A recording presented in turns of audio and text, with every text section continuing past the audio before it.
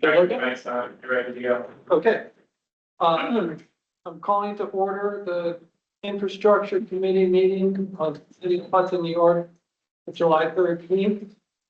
Independence in the room is Councilmember Henry Haddad, Dewan, and online is Mr. Mohammed Roni.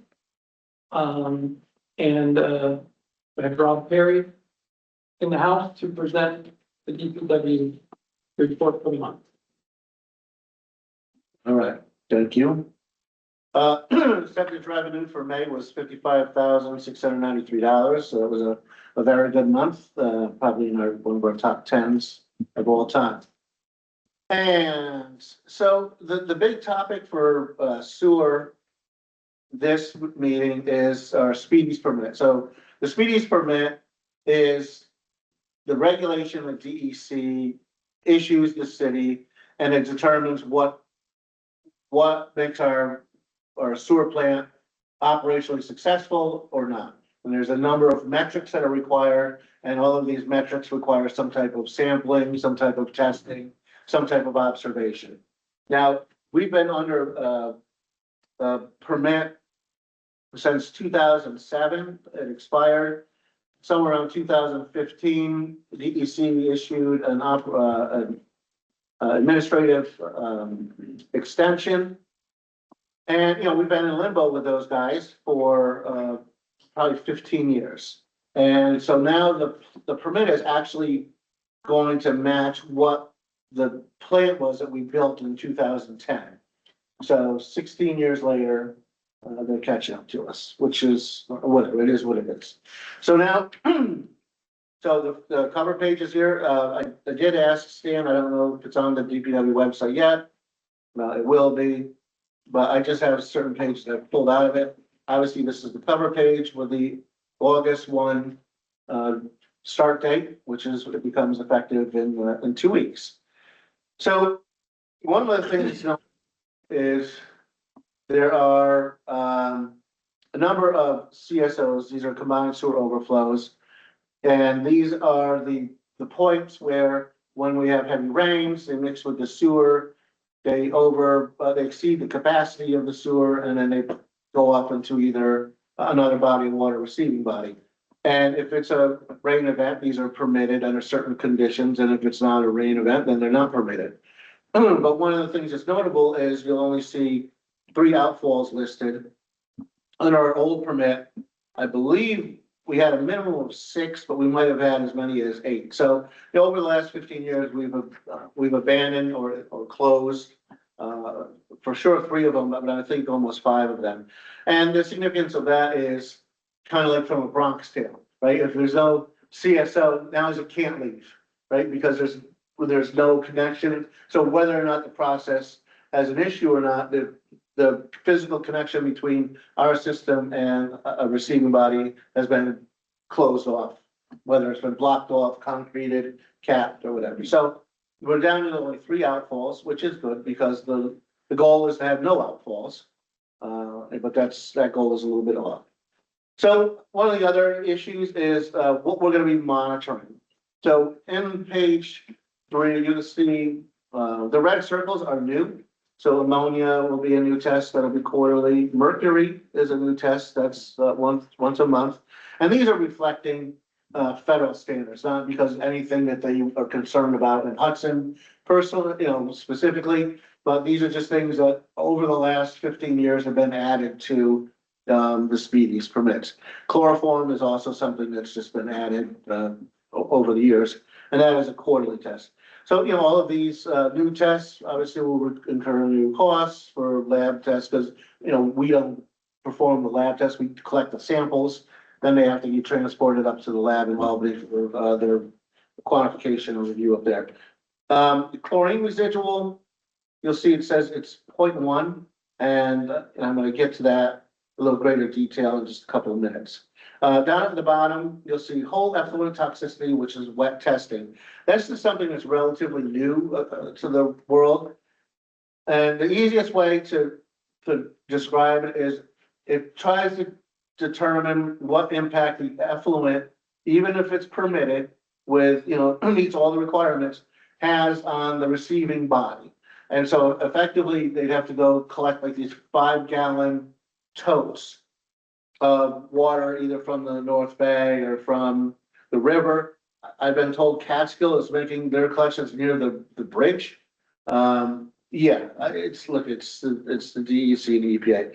But I guess the part of the goal is to take the samples and they try and determine, they put like these, the bottom level of the food chain, the producers, these fleas, these like little minnows, these little, types of arthropods, not arthropods, but mollusks or whatever. And they see how well they survive to get an indication of what our impact is on the receiving bodies. I'm not sure how it works exactly, but that's. But it's the first time we're gonna do it. Well, actually, this one, we won't even start doing until 2027. But yes, it will be the first time, so, I guess that's another sets of testing. There is also, changes to our contact tank. So right now, 6 million gallons a day goes through the entire treatment process with final, multiple clarification and, disinfection at the end. Once we exceed 6 million gallons a day, there's a contact tank where it doesn't get the secondary clarification. It kind of skips a couple steps, but it gets disinfection with chlorine. This has been in place since the plant was built 15 years ago, but there's never been any monitoring limits or requirements for that. That changes August 1st. So on August 1st, we actually have to install a mechanical sampler, which is basically a refrigerator with a little tiny pump in it and a bunch of jars. And when the event is triggered, a signal tells this pump to start going, and it starts drinking samples. Takes its sips a little bit. And so take one, it'll take a half an hour later, it'll take another one a half hour later, take another half hour. And it comes up with an idea of what the limits are. And those things will have to be sent off to the lab, just like the tests that we do for the regular treatment process. So, there's another set of testing. And this is basically every time it rains and the contact tank has flow to it. So it's a pretty regular, that it goes over 600, that's what you're saying? Well, yeah, when it rains, yeah, we get a heavy rainstorm. It's good for probably 3-4 times a month. But like I said, it does get treated, partially treated, and it does get hit with chlorine. We're actually gonna have to sample the chlorine residual as well. Now, the next part gets a little bigger. The schedule compliance is because right now, our chlorine residual at the end of the process can be 2 milligrams per liter, 2 parts per million. The new limit is going to be 0.1. So it's going to be reduced by 95%. Now, the only way you can have enough chlorine in to kill everything and then minimize it is to have a new process called dechlorination. So the chlorine is going to have to do its job, disinfect, and then another treatment process is going to have to be added, which does not exist currently at the plant. That's going to introduce another chemical that'll kill the chlorine and neutralize it. So, because of, so many unknowns with the plant and samples, DEC has given us basically a 5-year period to study, tell them how we want to study, what our plan is. Then use that, whatever is approved, to actually generate an actual study and a report.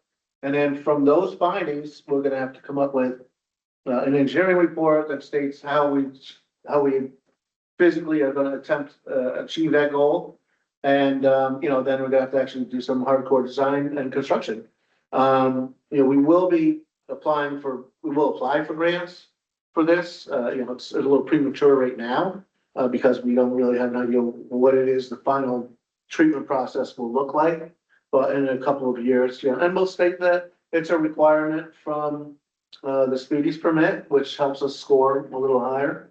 And probably a planning grant first and then a capital grant afterwards. So that's a 5-year look ahead. That doesn't need to be actually implemented until 2031.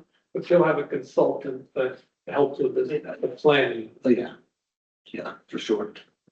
So, so that's the major, gist of what changes, next month and for the next couple of years. But it will be a pretty significant, there will be some changes in the operation capacity at the plant and, in our regulatory requirements. So now. Chlorine, right? Yes, But we are not doing the next step.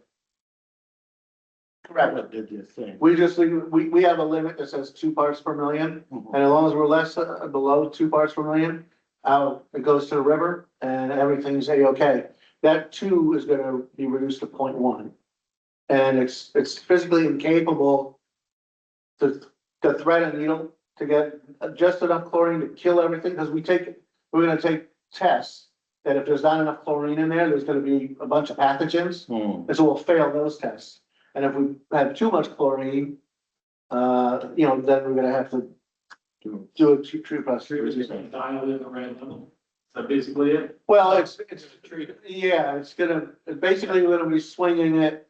It's gonna be like the sauna into the frozen lake. Yes. We're gonna hit it with the chlorine to make sure everything's dead, and then we're gonna whack it with, I think with sodium thiosulfate or whatever, it's a chemical that neutralizes the chlorine.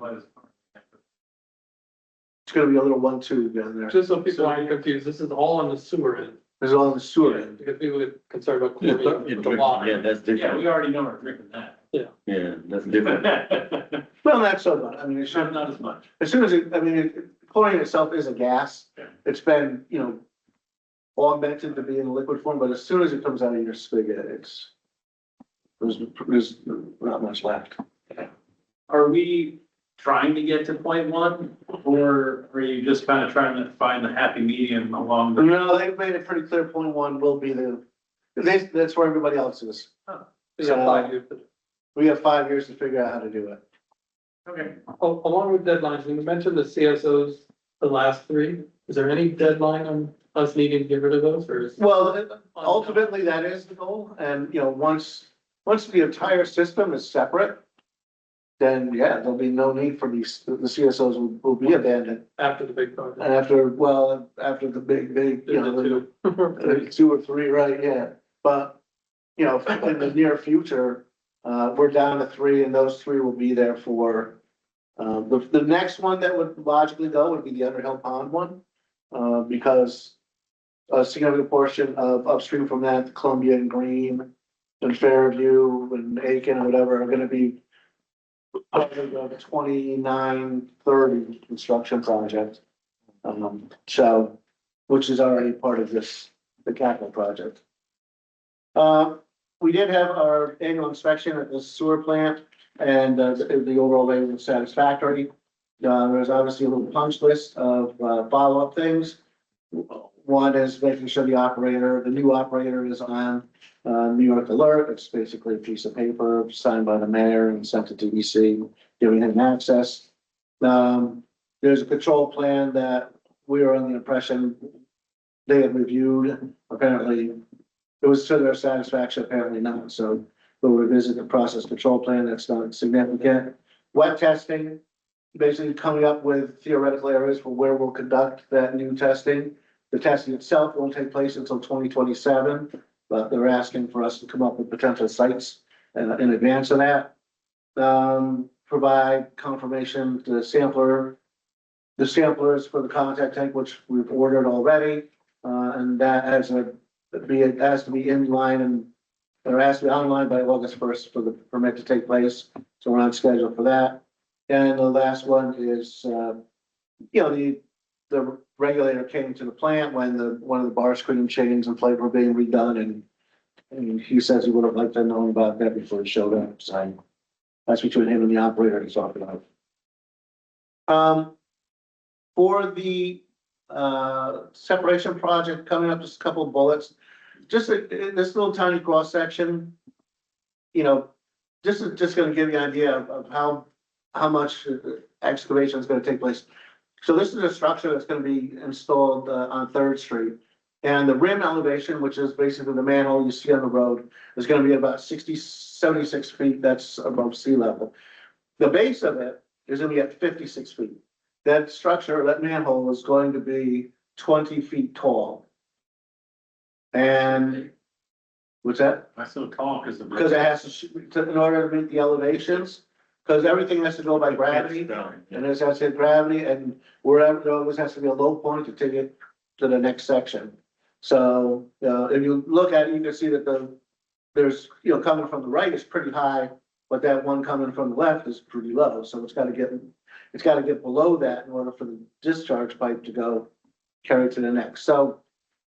There's gonna be some pretty big holes in the ground for sure. So, from Third to Front Street, that's pitch already level match it up with that? Right, because what we do is we start off where we left at Second Street. Yeah. We use that as the endpoint, and then everything goes from there up.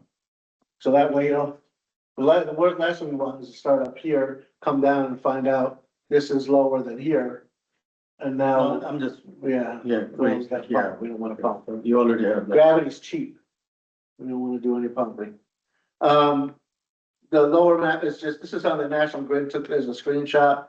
But this just gives you an idea. This is a third in Columbia of all the valves, the mains. There's a high pressure blow off there.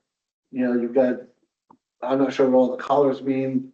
Looks like 4-inch plastic is one, 8-inch plastic over here. So, there's a lot of utility conflicts that we're gonna have to deal with. Something else I've also discussed is, we're gonna be putting with this storm separation project, we're gonna be ripping up the road. There'll be hardly any road left. And we'll also be running new laterals for sanitary, the sewer, and stormwater to all of the buildings to make the connections. By the time we're done, destroying everything, we're basically gonna replace 100% of the sidewalks. So anywhere when you see this little these red, that's basically, Only for the Columbia Street. well, for this phase, but when we do Green and Upper Columbia and Fairview in 2 years from now, they're gonna have a similar issue because we're gonna be destroying those sidewalks as well. So the good news is, the bulk of Columbia Street is gonna get brand new ADA, pristine sidewalks. The bad news is, we still have to destroy everything, put all the new in, and then backfill, and then this is restoration. But you're still, you're 2 years out. But I did meet with the sidewalk board and, shared this information with them and basically said that they should focus on other parts of the city and bother doing anything on Columbia Street, just so that we can destroy it and we put it back down again. Right. So just, there will be a couple of resolutions this month. We'll be applying for the water, infrastructure improvement and water quality improvement. These are 2 grants that are part of the project that we have right now, but you're able to apply for more of them annually. I do not expect to be awarded them because we have 2 we have 1 of each that's already with us, but we do it because, we want to show the DEC that we're, serious about financing the next round of projects. And, if they give it to us, that's great. We don't need to commit anything right now. We would only commit if an award was made.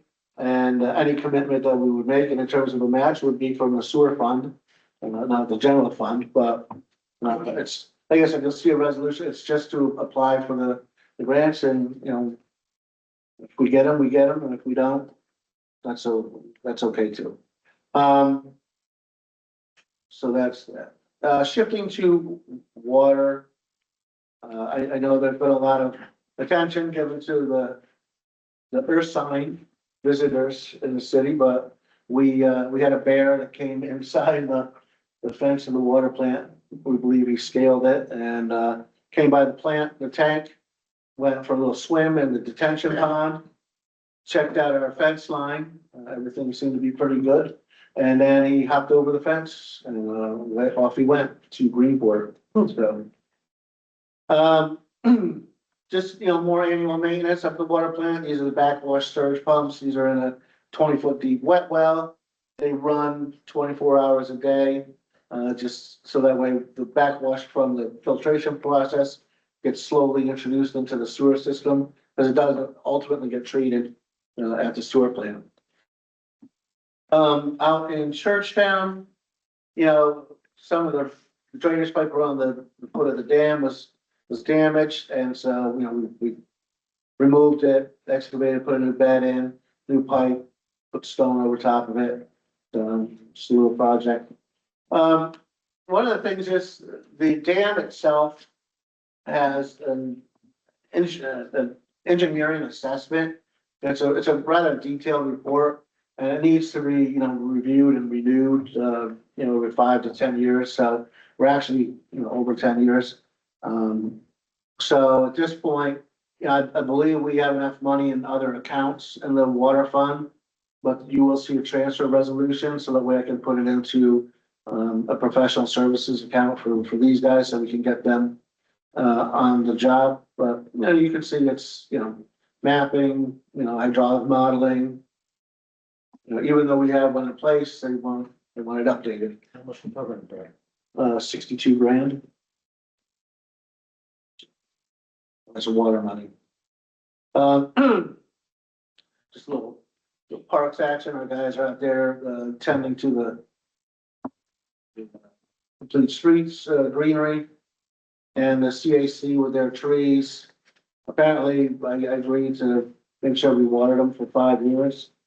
It wasn't my recollection, but whatever. So we went and ordered new bags, and you can see a little hose along the road. We just put a hose bib on the hydrant and then run 400 feet of hose either direction. Takes a guy about half a day to do it. Let's see, water performance, road restoration, seasonal stuff. This is out on Union Turnpike, by the old Nowhacker. The crosswalks, we started putting some material down. After this one was put down by the one by the Opera House was melted and removed. Because that one was really never compliant, never had any ADA ramps. There's signs, there's tree, there's utility, streetlights. There's catch basin. There's about 5 or 6 different conflicts that make that not a good crosswalk. So this is why one of the sidewalk project from the sidewalk board last year, and then we did the crosswalk. Was there a ramp on the north side? Nope. Well, either side had a ramp. Oh, The new one does. Yeah. The new one has ramps on both sides, yeah. The new one's actually legit. Just some sidewalks, spalling, it was up on. Sure why they felt the need to patch this up, but. Yeah, that would have been handed over to the sidewalk board, but they're doing ramps more than doing centers blocks, so. It was just an easy fix, and actually, did a pretty good job smoothing it out, so. I can't believe that was able to be fixed. It's such a mess. Sidewalk replacement, coin dispenser. Oh, just, because I know everybody loves updates on the world famous garbage bag vending machine. But the coin dispenser busted, it was original from 2016, and now we have a new one in there. This one has actually 2 slots for dollar coins, so hopefully it won't run out. Although 75 to 80% of the sales are card now anyway. We had a pretty good storm that came through, so just shows some tree damage that was done. This is over at 7th and Cherry Alley, or Prison Alley, and then, it was on the road, on the sidewalk, so we cleared it back, whatever was left on the property, and we leave that for the property owner. This is just, there was a thing on gossips about some little bumps and collisions that were on Green Street. And I just wanted to share, This was from the legal committee. I just wanted to share the police reports that associated with the one, so the one where there was the rear end. The operator stated he was traveling west on Green Street when he fell asleep at the wheel.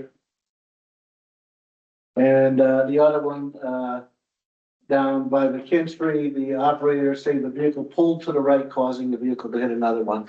So we just want to make sure that there's transparency. I have 8 of the similar reports Yeah, and, one was drunk. well, so the whole crux of this that Rob is bearing the lead is that I particularly and others that I'm working with me are aiming to get some lines on any street in Hudson that has over 6,000 vehicles a day. It is, a mandate in the MUTCD from the federal government. And we have, a number of streets that have over 6,000 vehicles a day. And, this particular photo that, Rob included, the red car is a teacher at, the elementary school. He came home, so this happened between the time he left for school and the time he came home from school. So that was, someone's falling asleep, they fell asleep in the middle of the day. But 2 o'clock, yeah. yeah, but there is a, yeah, this one, the next page, this one on Green Street. The vehicle that he hit squarely in the back of the Jeep. So the white pickup truck on the right, my house is in the picture. Yeah, So he was fully driving in the lane that is the parking lane. He hit that Jeep, pushed it 10 feet, hit the large 2,500 GMC, moved it 10 feet, up on the sidewalk. His vehicle, to say his vehicle pulled to the right would be crazy because he was, no. This is in 10 o'clock in the morning. He hit it. well, and we don't judge. Yeah, we don't judge. Okay, so I've heard this argument a lot. I can tell you that, So I don't see that there's, it was in the morning. That's it's all. 7:30, yeah, I don't see, there's no tickets issue. No tickets issued. No ticket issue. No, none of these tickets. All of these should have tickets issued. I would think so. And I've heard this excuse about, so how many drinks? It's an old thing that drunks follow the lines of the road to stay on the road. And how many drinks does it take before you can stop following the lines of the road? I think lines even help drunks. They do. So, and, Is that our PSA? Idiot. it's what? Is that our public service announcement? Yeah, White lines help drunks, white lines, yellow some lines. white lines help drunks a Well, lot. it's also what you're taught in defensive driving, if the headlights are too bright, it's spiritual in line. So I think there's a pattern. Rob, full disclosure, share 2 of them. I could share all 8 of them. Happy to share people if they say they're drunk. But there is a pattern. Words. And I think it's important to do. I asked Rob to estimate it, which he said he did, but not bring with him. Well, we spend about Line. $5,000 a year, and to do what you requested would be another $4,000. Okay, so it's an my 80% goal increase. is in the budget sessions in September, that we try to find $4,000 to pay Green Street, Fairview, Prospect. And actually, I was surprised to find that State Street actually has more than 6,000 vehicles a day. It must be a route that people cut that way. From So Florida to Columbia. I might be missing a street, but I'd like to see Columbia by the hospital, but I don't think that fits the bill. So that's our next goal, to find $4,000 in the budget. There was somebody that commented online that says, Rob Perry's just gonna say, find me the money and I'll stripe every street you want. Yeah, But the issue is, I've heard you say that. yeah, the issue is, there are certain things that are permanent solutions. Yeah. Or once every 30 year or 50-year solutions, like a sign, right? Once it's up, we don't need any maintenance on it. But when it comes to crosswalk markings and when it comes to striping, that's an annual, so, like, when Vicky Discouty was here, she was great to rally the troops to get us money to pay for a paddock place. Yeah.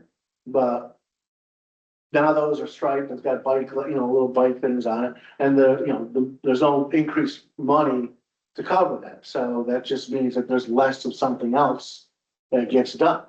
And, so everybody's great at coming up with year $1 solutions, but nobody has figured out a way to, keep it funded in perpetuity. Do you have Because- a way? Because I thought you mentioned. Well, I mean, if they want to start, Yeah, there's a couple of solutions that I have, or, I mean, there are, if you want to do capital reserves, where there are certain projects that go into a capital, or something that's funded, like the library that's funded to a certain amount every year, no questions asked, it goes in there, can't be raised without going to referendum, can't be raised without going to referendum. I'm not saying a referendum, but I don't know if there's a tool or something where you just say there, these are certain things that we believe need to be funded outside of the realm of anything else.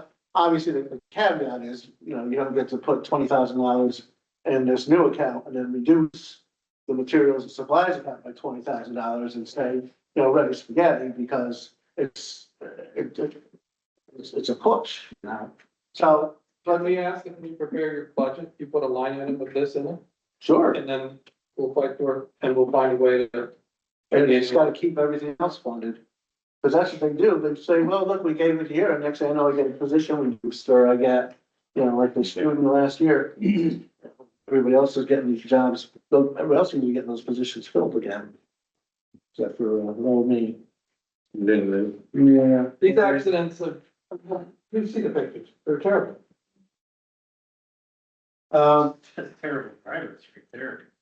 I don't know how fast You're they're down. going. He should. Well, when you don't hit the brake, Yeah, no, Yeah, that white pickup truck was probably going 30 miles an hour when it hit. There was no brakes. So they were on their phone not paying attention or something. oh yeah, they lied when you said the truck was yours. Of course. And so did the sleeping person. Yeah, same with the sleeper. That should be a ticket, whatever, that's for HP. That's right, that's it. Well, that's for the safety. Yeah, exactly. But well, No, the tree fell.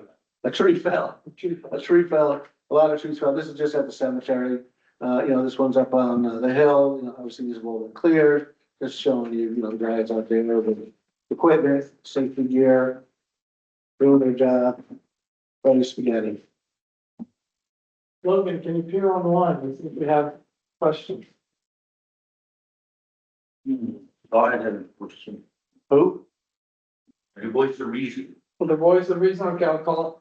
Oh, you have one up? Let's go voice of reason, it's in the room first. Go ahead. Okay, so you mentioned that the library, $400,000 a year. Or We whatever. can't do anything. I would like to correct that misapprehension. Because if they are not performing and there are legal oversight requirements that the city council should be, if there's something going on, it's fiduciary oversight, and that is a valid thing. For some reason, we think because it's the library and it's a referendum, we cannot have any oversight, and that is a canard.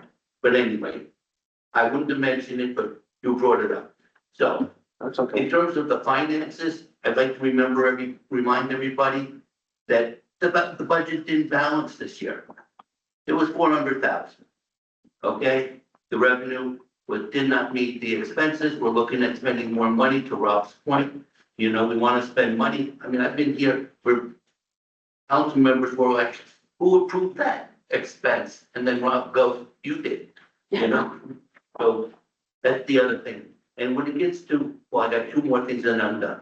All right, lines in the road don't cure stupid. And if we're looking at 1 out of 1,000,000, people, that just do stupid things, if you could cure stupid with paint in the center of the road, okay. Now, the last item, and I'm done. Tree piece. Do we know where with the tree piece, is the city have taken possession of the tree piece? I don't know. Does the DPW know about anything about the tree? No, that wasn't, that DPW didn't rescue it, you did, right? I rescued it. Yeah. You had the picture, people went down there and looked and That was it, I took that picture, and that was the last time I saw it. that was it. So, well, I think I know the location, but the tree has just not been, there's been no word. I would suggest contact engineer. Yeah. Well, I kind of have, Okay, but, I don't think this Do you have committee, an answer? what? And he wrapped it up and ran away from me at the farmer's market. Well, Maybe you could ask him during the you're week. probably faster than he is, catch him. I think that would be rude. Okay, looks like we have a I comment am, on so I that. got one more Oh, point. wait, one So more. I suggested of a valuable location for the tree of peace. You know, the Academy, what is that pond, that pool, Academy Hill Pool? The one you were just talking about with the bear. You want to be on the No, fence. no, that's No, not the he's bear, on the other side by the Triangle of Death. up the hill. Yeah, it's the old playground, the Academy Hill Playground. How come that is not utilized? I mean, it looks Well, like that's a youth department question. that's the youth. In the backside of the cemetery? Yeah, it's right there. Yeah, on the corner. Got little buildings, had bathrooms in it and And storage. bathrooms? Because back in the day, Hudson had neighborhood playgrounds. So there was one at Charles Williams, there was one down, before urban renewal, there was one down in Franklin Park. Right, there was Academy Hill was for the kids who lived up on Storm and Fairview. And then there was something over at John L. Glenwood had one, right? Were we missing one? Okay, that's well. And at the end of the season, they had Olympics, all the camps would compete against each other. Down at Charles Williams, right? Let's bring that back. I'm gonna advocate for bringing that You back. just gotta have kids. You know, Right on. neighborhood parks. Bring yeah. a room up there. By then. Money room up there. So when the population was 12,000. It's probably got better soil for the tree of peace. You know, the tree of peace doesn't belong on cliff with, you know, the soil Okay. where it was originally. Thank you, Lloyd. You're welcome, my pleasure. Your voice of reason, savior of the tree. Okay, the Bill Houston online would like to ask a question. You're on, Bill. Yeah, have you finished with new business, old business and new business? Right now, we just finished with Rob Perry's report, and so I'd like to focus on any question for DPW type stuff. We're gonna do a couple things after that as a committee. Okay, all right, then I got a couple questions if I could. First, a comment. I'd just like to say that it's pretty apparent to me that if the city continues down this path with having just one person in charge of all of DPW, you're going to continue to run into problems. This is not a critique necessarily of Rob Perry himself. He's not Superman. Nobody's Superman. See it? What you're requiring of the DPW superintendent is too much, and that's all I'll say about that. My question to Mr. Perry, if I could, is can you tell us why, at least, why the portion of Prospect Avenue from Rossman to Hudson doesn't have a overnight parking rule? Yes, Don't you want to sweep there regularly? Don't you want to get snow off both sides of the street regularly? I think he's ready to answer. we do. Well, why, but it's not, HPD isn't ticketing there, right? There's no rule on that section of street, at least on Well, the, they can't ticket because, because there's odd and even on the same side of the street. okay, Rob, so on Second Street between Columbia and State, on the east side of the street, what's the parking rule over there? On Second Street, In front of the Bush Yeah. Towers. Across from in front of Bliss, the high rise. One side of that one block, what is it? What's the parking rule? Here's a little quiz for you. I don't know. No Is it parking by on high rise? no parking on Friday nights. Okay? So Okay, you could do that. You could do that on Prospect Avenue or Power Avenue or excuse me, Storm Avenue, right? You said you Storm Avenue. You're gonna do, so why wouldn't you do the same thing on Prospect Avenue? because they do sweep and they do plow. snow Why on wouldn't you Prospect have the Avenue. rule there, Rob? I have to move my car every night over here on State Street, but you and other people over there on Prospect Avenue don't have to? Because why? What- First of all, I park in a driveway, so I don't know what you're. Okay, what about your neighbors? What about all those cars I see parked there? Why don't they have to move to one side or the other every night? Hey, guess what, Bill? Why are there Guess what? exceptions to the rules, Rob? I Why love would it be on telling the you- street you live I know you on? think I get tired of telling you wrong, but. Why would my you be on the neighbors- street you live My on, neighbors Rob? aren't parked there. It's Farrell's garage. I parks all their cars there. My neighbors don't come around. In the hospital place. Okay, The thank you. hospital employees usually leave at 11 o'clock anyway, after the 3 to 11 shift. Everybody else parks in the garage or the new parking area. Thank you, Bill. I thought your comments about, whether Rob had an assistant or not is fair. with all the budget questions, I think we have to take a long look at that, but maybe it's something to discuss more deeply.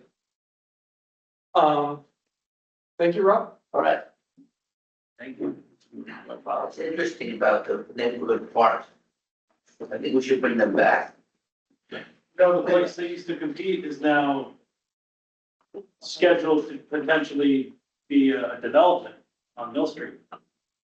You know, Where I it used to understand be, that. where it used to be a soccer field, and What's before your- that, it was a softball field. Thank you. We good. Not a park. Take them down.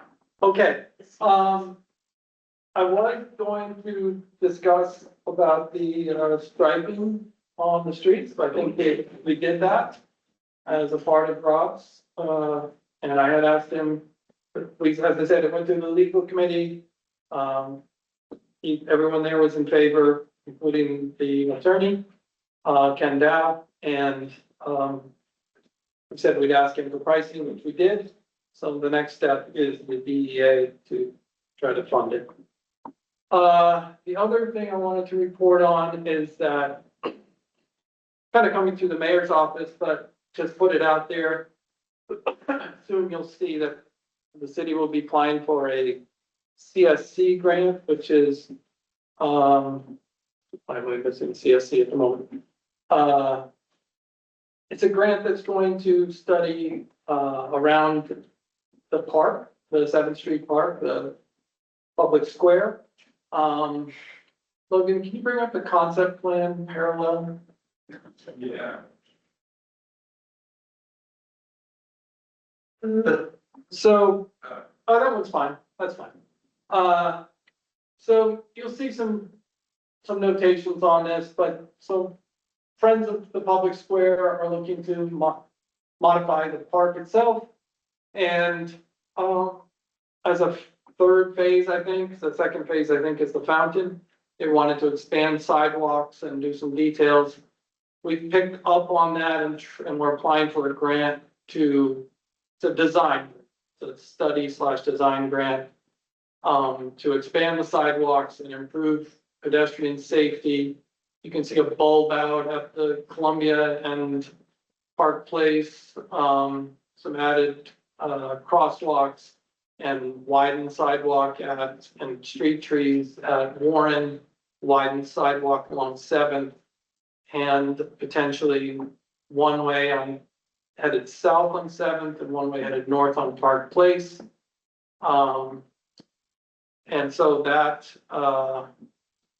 grant is going to be applied for this month with the approval of the Common Council, which, I hope that President Morris has been brought up to speed on, but because we're gonna have to do some things at the council meeting to get this approved, for the mayor to apply for this grant. So those were the two topics beyond Rob's report that I want to talk about, the striping of certain streets above 6,000. You know what, Logan, maybe we could just show that, the map one, Hudson roadways with 6,000 plus. Just so I can confirm which streets I'm talking about. It's actually a map. It's one of the maps, but not the concept. It's Hudson, oh, sorry, it's on the other email I sent you.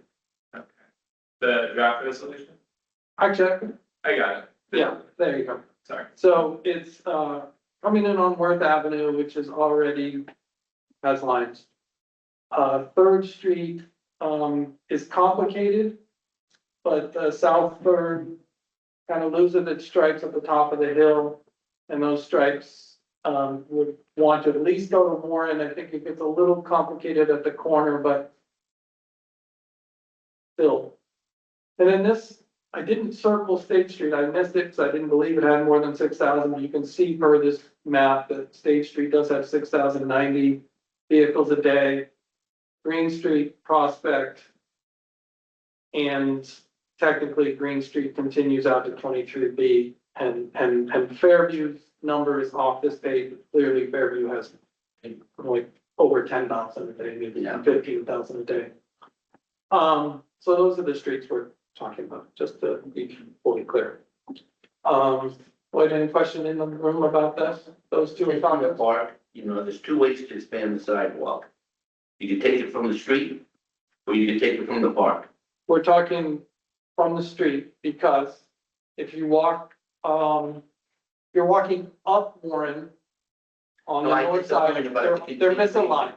So it's taking the alignment that's missing and realigning them. But then you're taking away from street, which I think could be dangerous. No, because you're not taking away from street, you're taking the same amount of street that the rest of there's extra street, Yeah, there's extra You're street. saying as there's a too part. much street, so we're There's gonna too much take it street. away to match the rest, Yes, but yeah, extra street might be okay. it's only one block, and it is not part of the truck route. Yeah. no. So there you go. That's all Um, I got to say. all right, any other hands on one? Bill? Did you hear the, Hold on, data from Mashonda, talking about the street sign data on 700 block of Warren and 800 block? Because they did the study, it was a 2-week, it was a 1-month study, I think, but for a week, there were 40, I think it was 48,000 cars Well, on a the week. 800.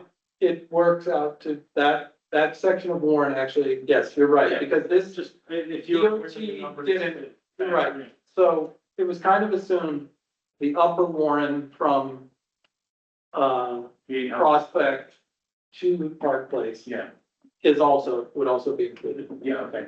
So, Yeah, yeah, that one you're right. clearly. And until we had that data from the speed limit sign, we didn't know that, it was always implied. But DOT never measured that section. You ready to go? Let's go Margaret Morris first, please. Yes, can you hear me? Yes, Yeah. please. Yes, good. Yes, so I've been in touch with Catherine Kanega and also with Darty Hale with regard to the FOPS situation. And we have been trying to get Catherine, she was traveling a little bit in May, but I'm hoping, and I reached out to them just a couple of days ago to see if they could come and make a presentation to the Common Council with regard to FOPS. So absolutely, this is something that is on our agenda to hear their updates on the great progress that they have made on their project. Great. And I do think of it as what they've always called their third phase, but I want to make sure we coordinate with them. I'm sorry, you're breaking up. Just saying that what we're applying for through the CSC is hoped to be kind of cover most of what they wanted to do in their third phase. Yes. And what Catherine had wanted to come. She had wanted to come before the council, I guess 2 months ago. She was traveling. We weren't able to work it out. And so I'm hoping that in our next either informal or formal meeting, that she will be there, and my hope would be that Dorothy would also be able to be there. Great. Start to be coming back to Is town. that it, Margaret? Sorry, what I did think you so. say? All Sorry. set, all done? So I'm sorry, what did you say? I'm sorry, I'm just trying to break it. Better it's done? breaking. Just Yes, ask I if am you're done. Yes, I am done. Okay. Bill Houston, would you like to speak on these topics? Or new business? Hey, are you guys aware that 2 people in December were hit by turning vehicles in the crosswalk at Park and Warren? I mean, I know you're talking about safety around the park, but Yeah, shouldn't we be worried about that intersection? And wasn't one of those people you, Jason Foster? I was, and yes, this includes, all of the intersections around the park. Not just, yes, each of those corners. Why haven't we talked about that intersection at all? 2 people were hit within 2 days, and I haven't heard a peep about any of it at any meetings for the last 6 months. And I understand this isn't a safety committee meeting, but my goodness. I've talked about it, so I don't know. I don't think so. Listen, I'd like to say one last thing if I could. I don't understand why Rob Perry leaves before the end of the meeting if you guys are going to talk about new business and all sorts of things that might benefit from him being there and answering questions or giving input. Why is it that Mashonda Franklin and David Miller stick around for the entire safety report, but Rob Perry gets to get up and leave after he gives his report? You guys don't want to talk to him for the rest of the meeting? Thank you. Thank you, Bill. I said, Anyone else in the committee have other topics they want to bring up? I have nothing new. I say old. Which one? No, we've covered all the old. Ronnie? Anything from you?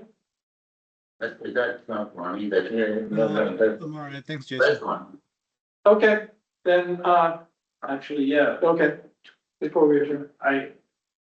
to add to the VEA woes, we did get rid of, I think it was 2 years ago, was it I hate to just say the previous administration, but we got rid of 2 positions at DPW, Yeah, and his hands are only more tied. yeah, I think, we don't have the money, but we make it worse by limiting the abilities of our employee pool and the manpower, people power that we have at our disposal. And I think we should always just recommend we need these reinstated. Yeah, I wrote an email, a while back about that, the positions that were lost last year, and when we put on the hiring freeze, it was always assumed like, Do it unfreeze maybe? well, if it gets on freeze, that all of the positions that were frozen, Okay. addressed.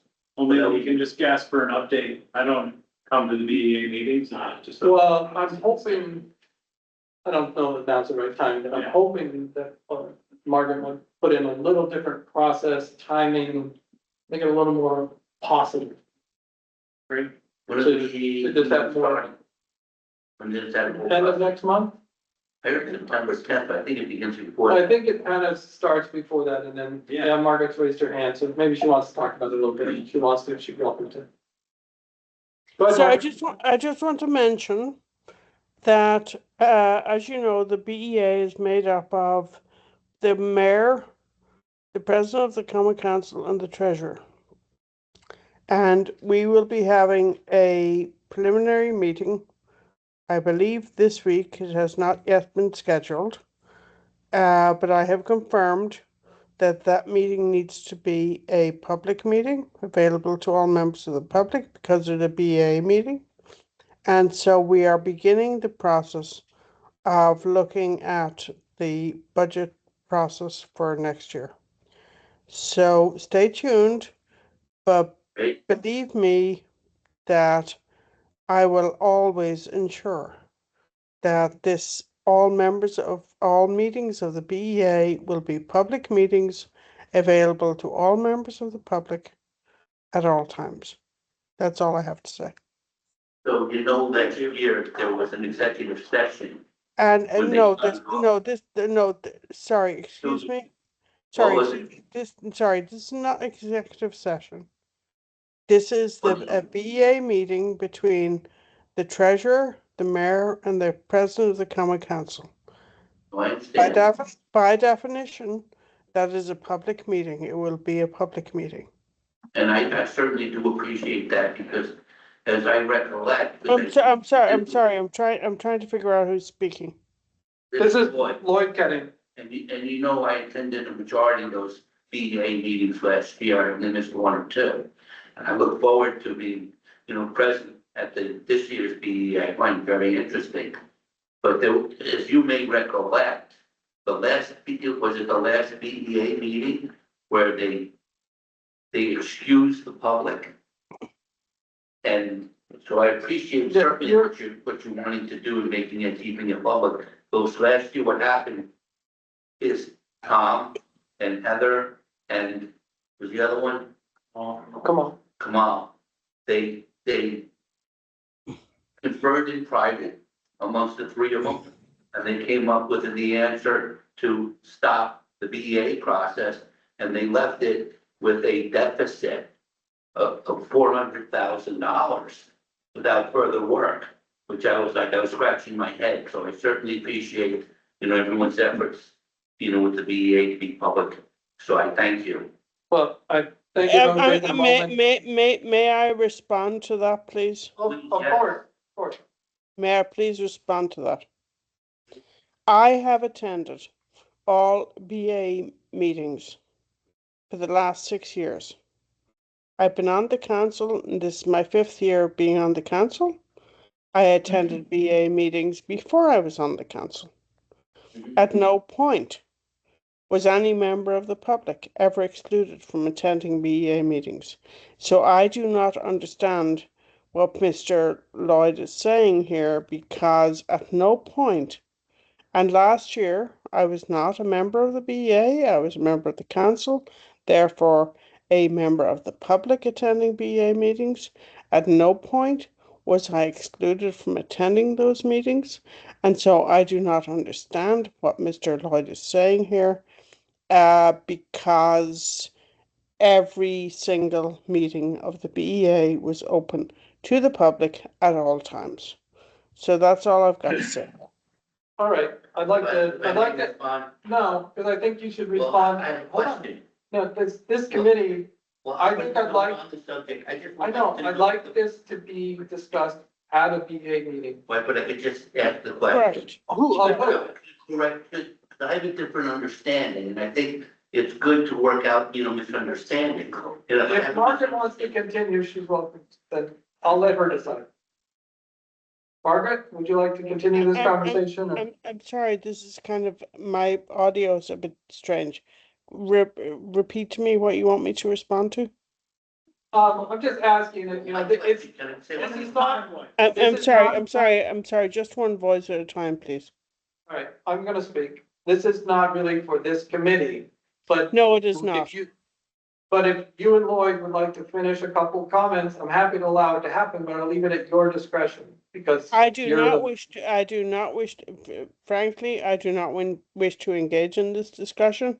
But what I do want to iterate is that as a member of the public, not a member of the BEA, for 5 years, I was able to attend every meeting of the BEA and listen and take everything in. And so I'm not really understanding where Mr. Lloyd is coming from. Yeah, and I think there will be opportunity to address this at a BEA meeting instead of. at the infrastructure committee meeting. Exactly. That's fine. Okay, thank you, Lloyd. If everyone's okay, I'd like to adjourn. Okay, Yeah, okay. this meeting is adjourned. Thank you. So now that we're